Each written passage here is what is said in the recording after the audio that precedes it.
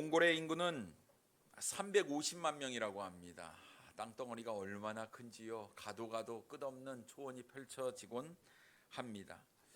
그런데 기독교 인구가 전체 인구의 약 1% 된다고 해요. 아주 열악하지요.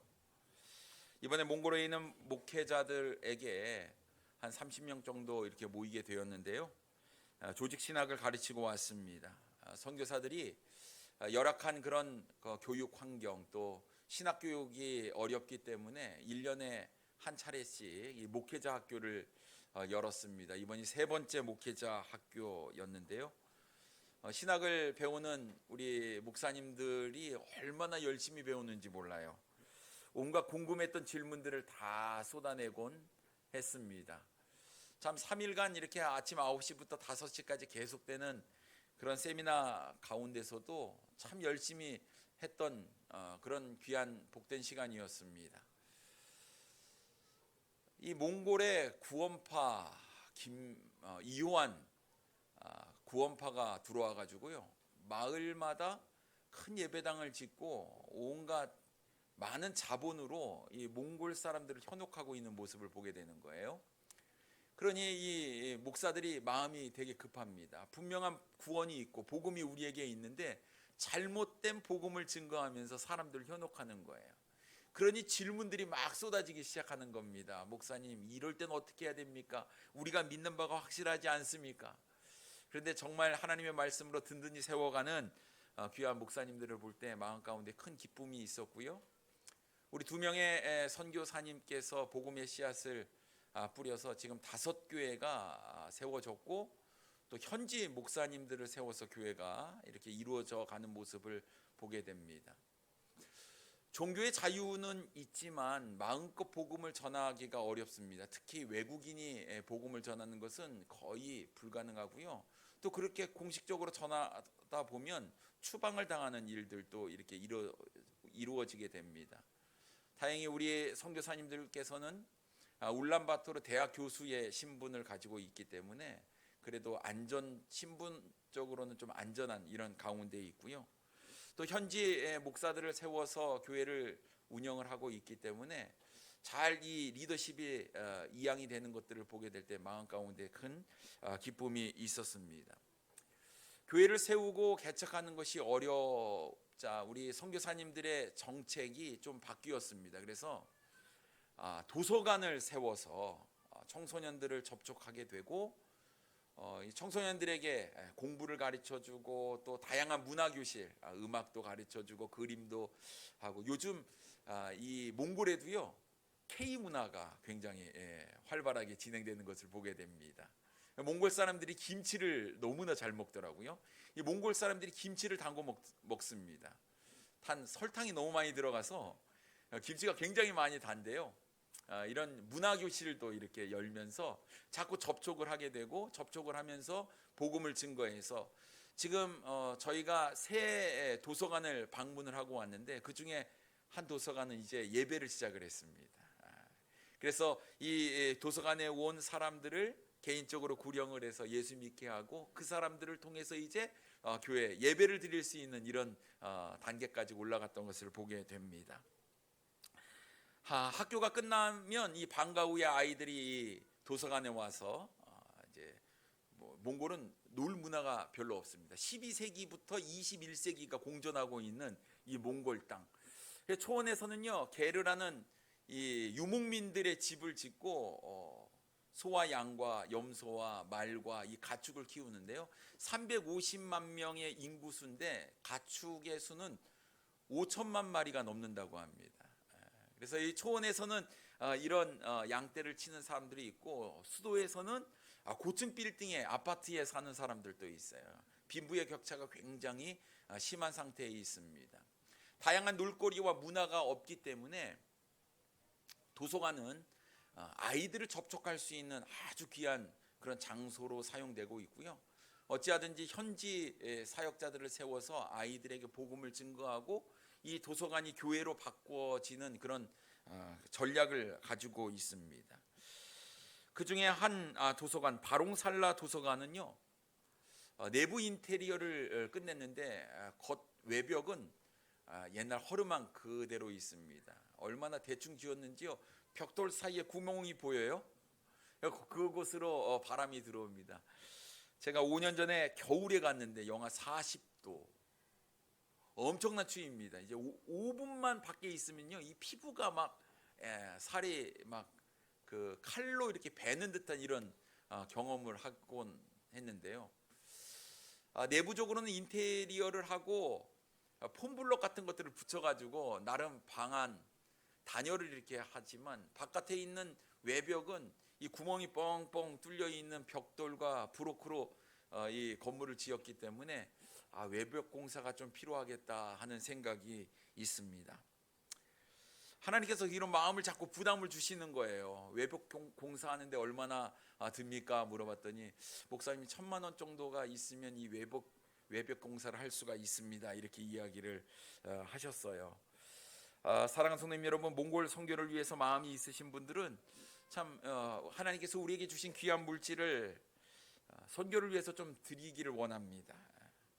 또 몽골은 유목민의 이런 습성들이 있기 때문에 또 책이 별로 없어요. 몽골어로 된 책이 별로 없습니다. 그러니까 아이들이 이 몽골어로 된 좀 책을 읽기를 원하는데 몽골 책 한 권에 한 10,000원 정도가 든다고 해요.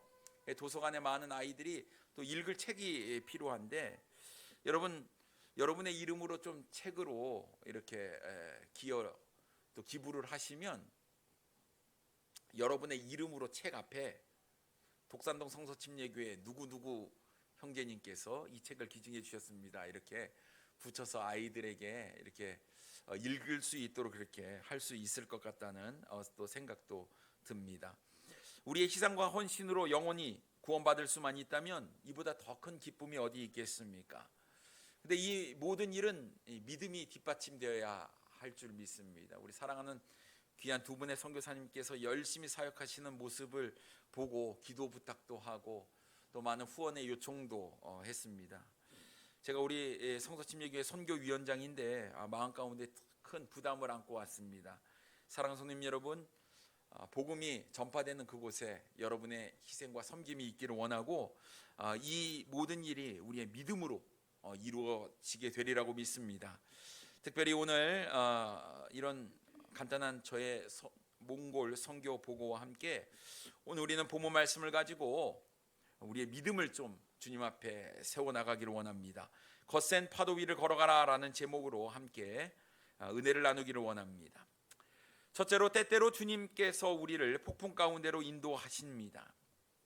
오늘 본문에 보면 제자들이 갈릴리 바다 한가운데에서 폭풍으로 인해 어려움을 겪고 있었습니다. 본문 24절 말씀에 보면 배가 이미 육지에서 술이나 떠나서 바람이 거스름으로 물결로 말미암아 고난을 당하더라라고 말씀하고 있습니다. 배는 이미 육지를 떠났어요. 술이나 지금 진행을 하고 있었습니다. 이제 뒤돌아갈 수도 없고 앞으로 갈 수도 없고 폭풍 가운데에 갈릴리 바다 한가운데서 고난을 당하고 있었어요. 꼼짝할 수 없는 사방팔방이 다 막혀있는 이 상황 가운데에 제자들은 고난을 당할 수밖에 없었습니다. 근데 여러분, 이 제자들이 고난을 당하고 있는 이 상황은 우리 예수님께서 친히 마련하신 그런 상황이었다라는 사실이에요. 22절 말씀에 보면 예수께서 즉시 제자들을 재촉하사 자기가 무리를 보내는 동안에 배를 타고 앞서 건너편으로 가게 하시고라고 말씀하고 있습니다. 분명히 예수님께서 제자들을 앞서서 건너편으로 보내셨다고 성경은 이야기하고 있어요. 여러분, 예수님께서 모든 것을 다 아시는 전지하신 분 아니십니까? 그렇다고 한다면 한밤중에 갈릴리 바다에서 풍랑이 일어날 것도 예수님께서 다 알고 계셨다는 사실이지요. 그럼에도 불구하고 왜 제자들을 갈릴리 바다 한복판으로 보내셨느냐 하는 것입니다. 여기에는 예수님의 분명한 의도가 담겨져 있었다라는 것입니다. 그렇다고 한다면 그 의도가 무엇입니까? 예수님께서 제자들을 재촉하여 바다 건너편으로 보내신 이유는 예수님을 왕으로 세우려고 하는 흥분된 무리들 때문이었습니다. 사람들은 오병이어의 기적을 경험을 했습니다. 오늘 본문 앞에 있는 내용이 바로 오병이어의 기적의 이야기가 아닙니까? 사람들은 예수님을 왕으로 세우면 이제 우리의 먹고 사는 문제는 해결될 거다. 예수님을 왕으로 세우자. 막 사람들 가운데 막 분위기가요, 예수님을 왕으로 세우는 그런 분위기가 되었다라는 것이지요. 제자들도 이런 분위기에 편승해서 우쭐대며 내가 이래봐도 예수의 제자야. 어깨에 힘이 들어가기 시작했지요. 사람들의 분위기에 편승해서 자신의 마음도 흥분하기 시작했습니다. 동일한 말씀을 기록하고 있는 요한복음 6장 15절 말씀에 보면, 그러므로 예수께서 그들이 와서 자기를 억지로 붙들어 임금으로 삼으려는 줄 아시고 다시 혼자 산으로 떠나가시니라 라고 말씀하고 있습니다. 예수님의 판단에 제자들을 예수님을 왕으로 세우는 흥분된 무리들로부터 떨어뜨리는 것이 낫다라고 생각을 하셨습니다. 그리고 이런 분위기에 편승해서 잘못된 생각과 잘못된 판단을 하지 않도록 제자들을 사람들로부터 분리를 시키신 것이었지요.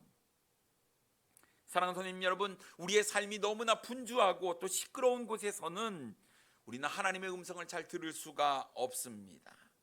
하나님께서 우리에게 말씀하시지 않는 것이 아니라 우리가 주변에 있는 다른 사람들의 소리 때문에 주님의 음성에 귀를 기울이지 못하고 있는 것이 문제 아니겠습니까?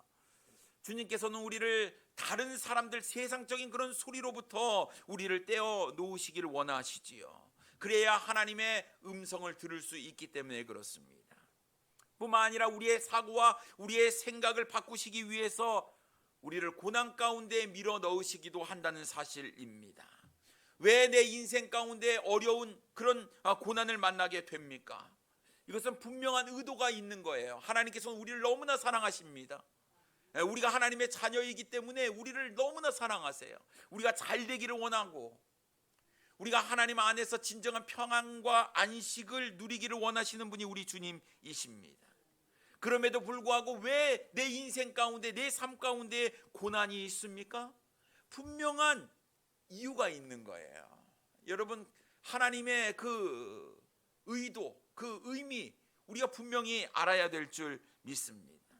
내 힘으로는 도저히 감당할 수 없는 그런 고난, 뼈저리게 느낄 정도로 힘든 그 고난이 내 삶 가운데 주어졌을 때, 여러분, 하나님의 뜻이 무엇인지, 하나님께서 나에게 바라는 하나님의 음성이 무엇인지를 우리가 들을 수 있어야 하는 것이지요. 혹여나 나의 잘못된 가치관을 주님께서 바꿔라 말씀하시는 것 아니겠습니까? 너의 생각을 고쳐라 주님께서 말씀하시는 것 아니겠습니까? 그래서 여러분, 내 인생 가운데에 어려움이 찾아왔을 때 분명한 하나님의 뜻이 있겠구나, 모든 것들을 다 내려놓고 주님의 음성에 귀를 기울이시는 우리 사랑하는 성도님들 되기를 원합니다. 우리의 인생의 폭풍 같은 그런 순간을 만날 때 우리는 그 이유가 무엇인지 발견할 수 있어야 합니다. 화려함과 흥분을 쫓는 인생이 되지 마십시오. 사람들에게 인정을 받고 높임을 받는 것을 추구하지 마십시오. 화려함과 흥분을 쫓는 인생은 하나님의 뜻밖에 있는 인생이기 때문에 그렇습니다. 여러분, 제자들은요, 몇 시간 전까지만 해도 남자만 5,000명, 여자와 아이들까지 합하면 좋기 2만 명이 넘는 사람들에게 둘러싸여서 폭발적인 인기와 환호를 누리게 되었지요. 어깨가 들썩거리며 우쭐해 있었습니다. 이래봐도 내가 예수님의 제자야 하면서 말입니다. 사람들로부터 높임을 받을 때, 내가 예수님을 따르기를 잘했지, 인정을 받기를 좋아했었습니다.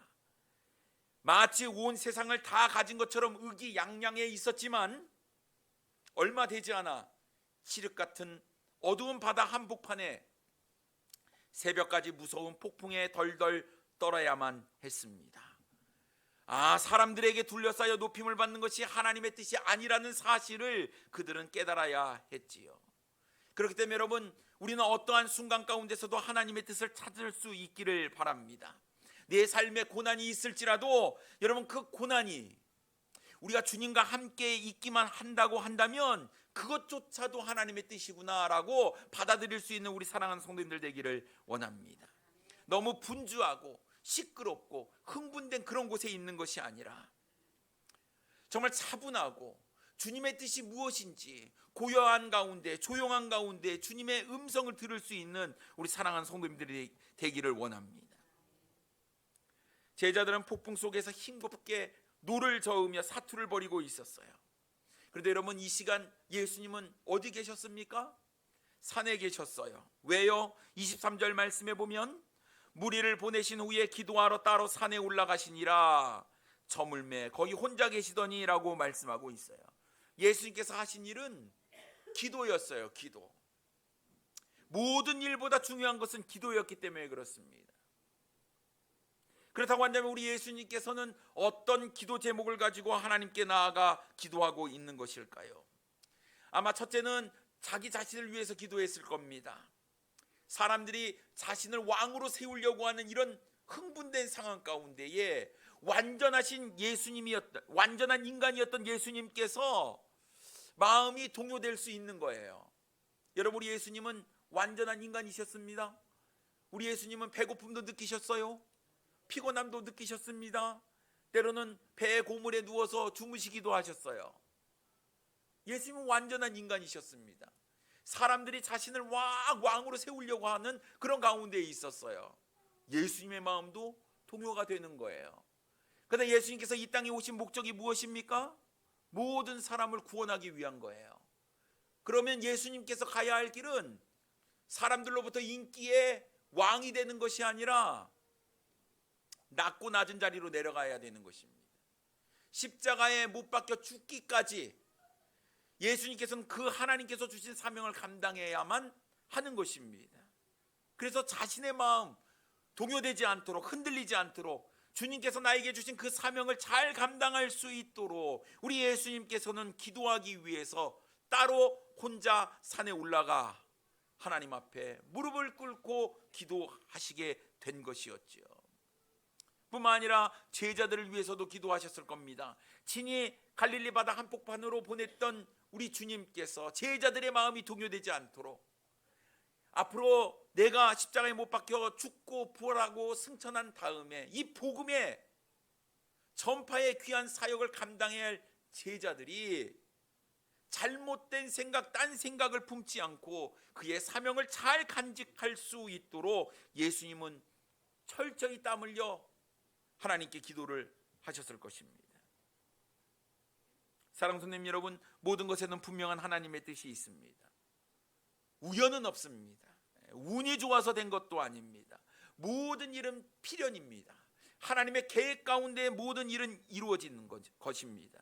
그러니까 내 인생에 기쁜 일이 있든 때로는 슬픈 일이 있든 이 모든 것은 다 하나님의 계획 가운데 있는 거예요. 여러분 믿으십니까? 나의 나된 것도 하나님의 은혜고 이것도 하나님의 계획 가운데 이루어진 일입니다. 때로는 내 인생 가운데 폭풍이 주어질지라도 그 폭풍을 주관하시고 계획하시는 분도 하나님이심을 여러분 믿으신다면 우리는 어떤 상황 가운데서도 주님을 붙잡을 수 있는, 하나님의 뜻을 찾고 하나님의 뜻을 기억하고 하나님의 뜻을 내 삶 가운데 이루어드리는 믿음의 사랑하는 성도님들이 되기를 원합니다. 두 번째로, 배 안에 웅크리고 있으면 절대로 주님의 능력을 체험할 수가 없습니다. 제자들이 풍랑으로 인해서 고난을 당하고 있었어요. 아무리 노를 저어도요 앞으로 나가지 않는 겁니다. 배가 이리저리 거센 물결에 흔들립니다. 얼마나 풍랑이 거셌던지 이제 배가 거의 깨지게 되었어요. 그런데 제자들은 배를 놓지 않았습니다. 풍랑이 거세면 거세질수록 그들은 더욱더 배를 꼭 붙잡고 있었습니다. 여러분, 여기서 배가 무엇을 의미합니까? 우리의 인생 가운데에 우리를 지켜줄 것이라고 믿는 것들을 의미하지요. 어떤 사람은 그것을 돈이라고 생각을 합니다. 어떤 사람은 그것을 권력이라고 생각을 하지요. 어떤 사람은 그것은 지식이다라고 생각을 합니다. 어떤 사람은 자신의 능력이라고 생각을 하고요. 어떤 사람은 그것을 자신의 가족이라고 생각을 하는 거예요. 믿을 구석이 있는 거, 그것을 붙잡고 있는 거, 그것을 성경은 오늘 배라고 표현을 하고 있는 것입니다. 사람들은 배 안에 있으면 안전하겠다, 무사할 것이다 라고 생각을 합니다. 그런데 여러분 어떻습니까? 그 인생에 있어서 그 배가 우리의 안전을 지켜줍니까? 인생의 거센 풍랑 앞에 속수무책입니다. 할 수 있는 것은 아무것도 없습니다. 배가 제자들의 안전을 보장해 주지 못한 것처럼 우리의 물질이, 우리의 명예가, 권력이, 사회적인 지위가, 우리의 가족이 내 인생의 안전을 보장해 주지 못한다는 사실입니다. 바람이 거스렸습니다. 배가 흔들립니다. 심하게 요동을 쳤습니다. 물결로 말미암아 고난을 당하고 있습니다. 사랑하는 성도 여러분, 우리의 인생 가운데에 계속되는 풍랑 앞에 배가 거의 깨어지게 될 정도의 그런 어려움 가운데 혹시 있으십니까? 그런데 우리가 주님을 붙잡지 못하고 내 인생의 배를 더욱더 꽉 붙잡고 있는 우리의 모습은 아닌지요? 이 세상에 안전지대는 없습니다. 배 안에 웅크리고 있다고 문제가 해결되는 것은 아니다라는 거예요. 배 안에 웅크리고 앉아 있으면 주님의 능력을 체험할 수 없습니다. 세상적인 것을 붙잡고 있을 때 여러분, 우리는 절대로 주님의 능력을 경험할 수가 없는 거예요. 현실을 뛰어넘는 믿음의 도약은 환경에 머물러 있는 것이 아니라 이 환경을 뛰어넘어 환경을 다스리고 계시는 주님을 바라볼 수 있어야 하는 것이지요. 그런데 우리는 매번 현실의 벽에 부딪혀 좌절하고 넘어지곤 합니다. 여러분, 이제 우리는 배에서 나와야 하는 것입니다.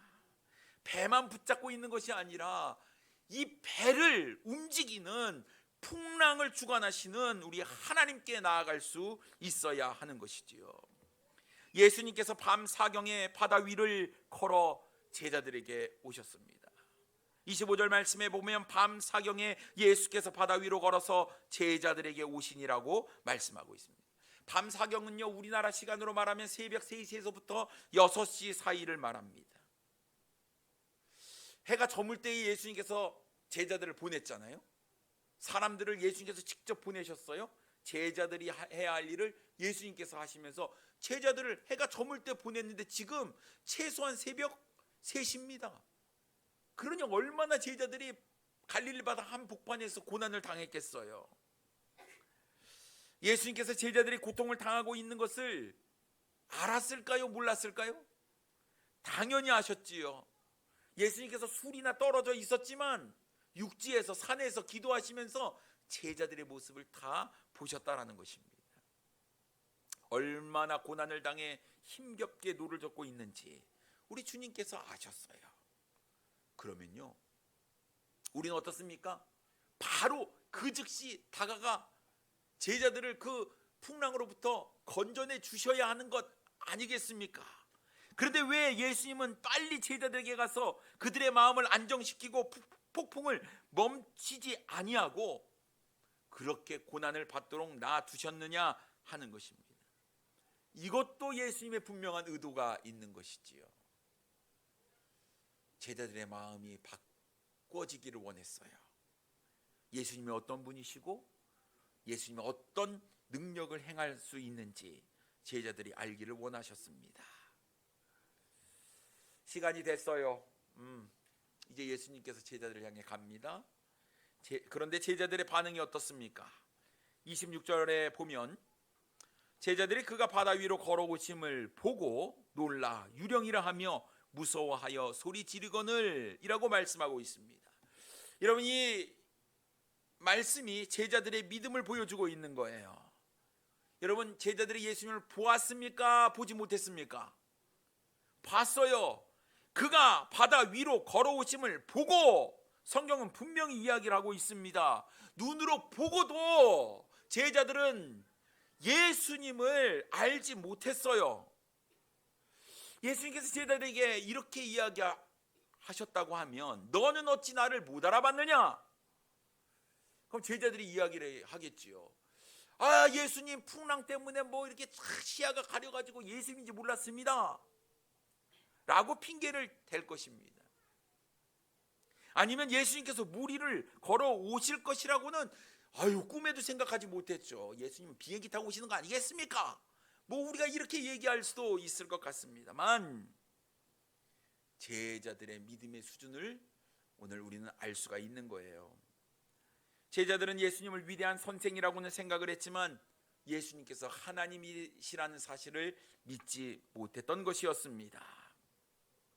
예수님은 자꾸 이 세상의 왕으로 세우려고 하는 사람들의 동요에 제자들의 마음도 동일한 마음임을 직감하시고, 내가 바로 이 우주 만물을 창조한 창조주 하나님이다라는 것을 제자들에게 알려주기 위해서 제자들을 갈릴리 바다 가운데 보내신 것이었지요. 예수님 보고 유령이라 하며 무서워하고 소리를 지르고 있는 제자들을 우리 주님께서 안심시키셨습니다. 27절 말씀에 보면 예수께서 즉시 이르시되 안심하라, 나니 두려워하지 말라라고 말씀하고 있습니다. 나다, 나야, 나 예수, 너희들이 따랐던 나 예수다라고 주님께서 말씀하고 있는 것입니다. 그러나 여전히 예수님을 유령으로 생각하고 있는 제자들의 마음은 진정이 되지 않는 거예요. 예수님은 무리로 걸어올 수 없다라는 그런 마음들이 그들의 생각 가운데 가득 차 있었기 때문이었겠지요. 주님을 보고 있으면서도 두려워 떨고 있는 제자들, 주님을 보고 있으면서도 주님을 붙잡으려고 하지 아니하고 그 배만 붙잡고 배 안에 있으려고 하는 이 제자들. 그런데 그 중에 예수님의 수제자였던 베드로가 믿음으로 외칩니다. 28절 말씀에 보면 베드로가 대답하여 이르되 주여, 만일 주님이시거든 나를 명하사 물 위로 오라 하소서 하니라고 말씀하고 있어요. 만일 주님이시거든, 주님께서 뭐라고 말씀하셨습니까? 나다, 나 예수다, 이렇게 말씀하셨는데도 불구하고 베드로는 만일 주님이시거든, 물론 다른 제자들보다 조금 나을 수는 있겠지만, 여러분 베드로의 믿음도 아직도 불확실한 그런 믿음, 확실하지 못한 그런 믿음을 가지고 있었던 것을 보게 됩니다. 하지만 베드로는 주님의 음성을 듣고 믿음의 시도를, 믿음의 도전을 했습니다. 주님이시라고 한다면 나에게 말씀하셔서, 나에게 명하셔서 물 위로 오라 하소서. 여러분, 인생의 풍랑 앞에 우리가 배 안에 웅크리고 있다고 한다면 주님의 능력을 경험할 수 없어요. 내 생각의 바운더리 안에, 내 사고의 바운더리 안에 딱 집어넣고 있으면 여러분 주님의 능력은 우리의 삶 가운데 나타나지 않습니다. 무엇이 필요합니까? 믿음이 필요한 거예요. 주님께 나아가는 겁니다. 주님께 맡기는 겁니다. 주님이라면 할 수 있습니다. 내가 주님을 믿습니다. 우리가 믿음으로 나아갈 때 놀라운 주님의 능력이 우리의 삶 가운데 나타나는 거예요. 배 안에 웅크리고 계시지 마십시오. 내가 생각하고 내가 붙잡고 있는 어떤 물질, 돈, 명예, 여러분 그런 거 붙잡고 있다고 한다면 여러분 주님의 능력이 나타날 수 없습니다. 주님을 믿으시고 주님을 믿고 배 밖으로 나오시는 우리 사랑하는 성도님들 되기를 원합니다. 세 번째로, 주님을 믿는다면 파도 위로 우리의 발을 내딛어야 합니다.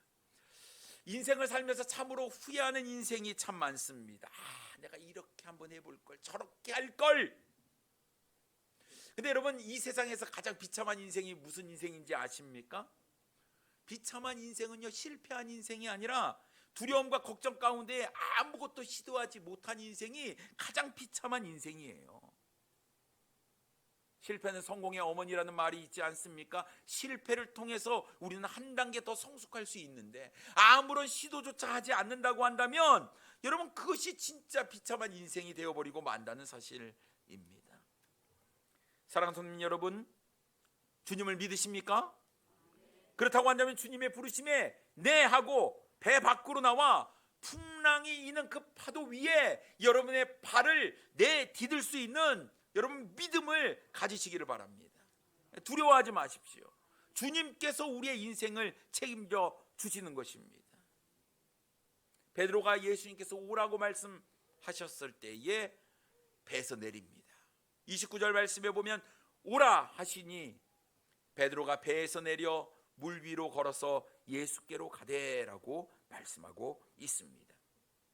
베드로가 물 위를 걸었어요.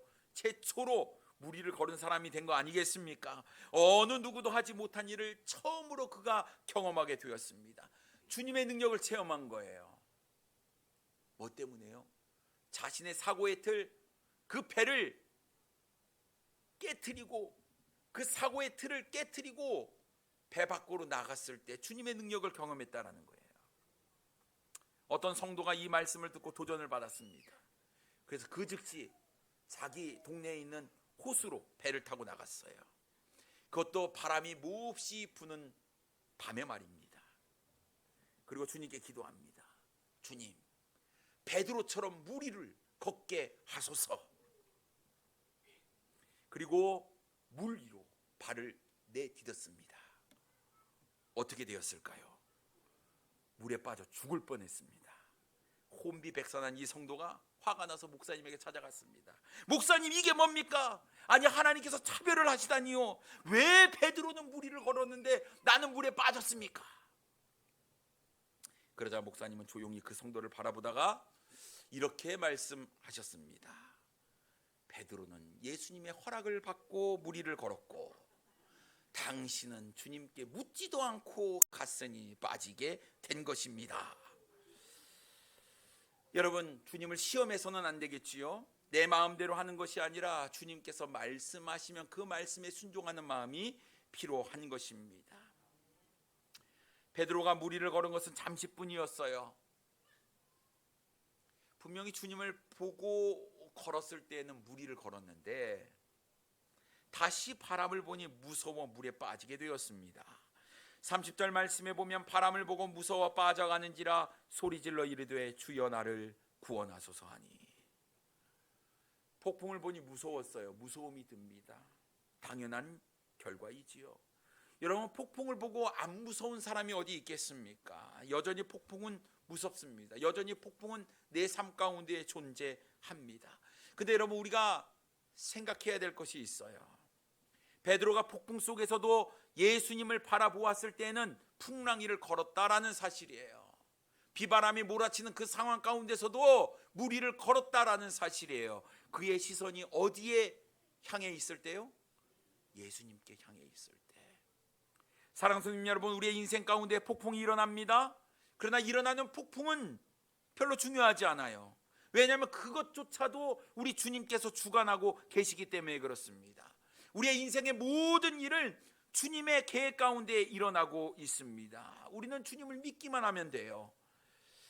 그러면 주님을 바라보고 나아가기만 하면 되는 것입니다. 그러나 베드로는 주님을 잘 바라보다가 내 삶 가운데 일어나는 폭풍에 눈이 돌아갔을 때 두려움이 엄습해서 물에 빠지게 되지요. 예수님 베드로를 책망하십니다. 31절 말씀에 보면 예수께서 즉시 손을 내밀어 그를 붙잡으시며 이르시되 믿음이 작은 자여 왜 의심하였느냐 하시고라고 말씀하고 있습니다. 그렇게 갈릴리 바다 가운데서 노를 저으며 힘겹게 고군분투하고 있을 때 주님께서 제자들을 향해서 너 뭐하고 있냐? 믿음이 그렇게 없냐? 이렇게 말씀하시지 않았어요. 그런데 오히려 예수님을 바라보고 믿음으로 물 위를 걸었던 베드로를 향해서 믿음이 작다라고 말씀하셨고 의심했다고 말씀하셨다라는 사실입니다.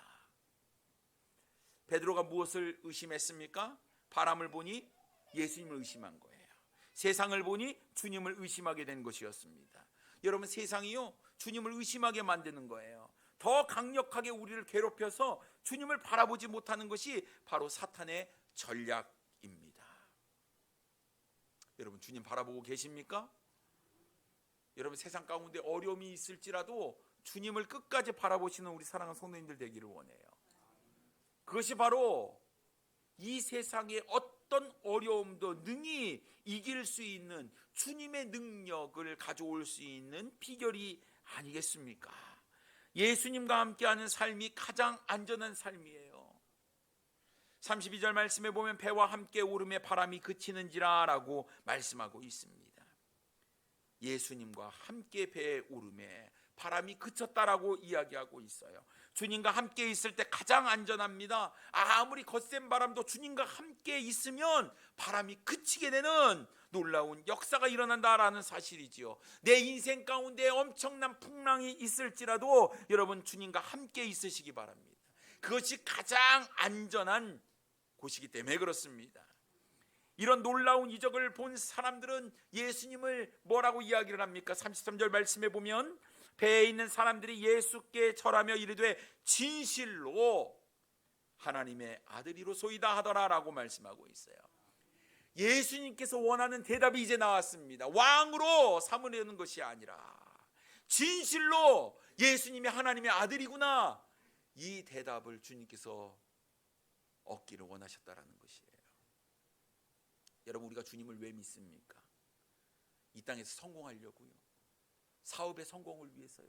내가 잘 되기 위해서요? 복 받기 위해서요? 아닙니다. 주님께서 원하시는 것은 내가 하나님이다, 내가 하나님의 아들이다, 내가 창조주다, 내가 너를 구원한 구원자다, 이것을 알기를 원하시는 거예요. 여러분, 내 인생이 주님의 손에 들린 바 되었다고 한다면 여러분 이제 믿음으로 살아가시는 우리 성도님들 되기를 원합니다. 파도 위로 거침없이 발을 내디디십시오.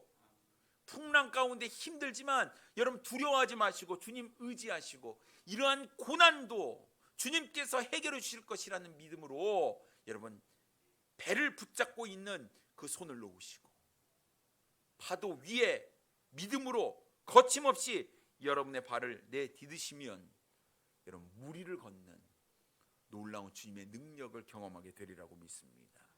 사람들은 안 돼, 불가능해, 할 수 없어라고 이야기하는 놀라운 주님의 능력이 믿음으로 고백하는 사람들의 삶 가운데 주어지게 되리라고 믿습니다. 여러분, 이 세상은 믿음으로 살아가야 됩니다. 사랑하는 성도님 여러분, 주 앞에서 믿음으로 한 단계 한 단계 나아가시는 우리 사랑하는 성도님들 되기를 원합니다. 기도하겠습니다.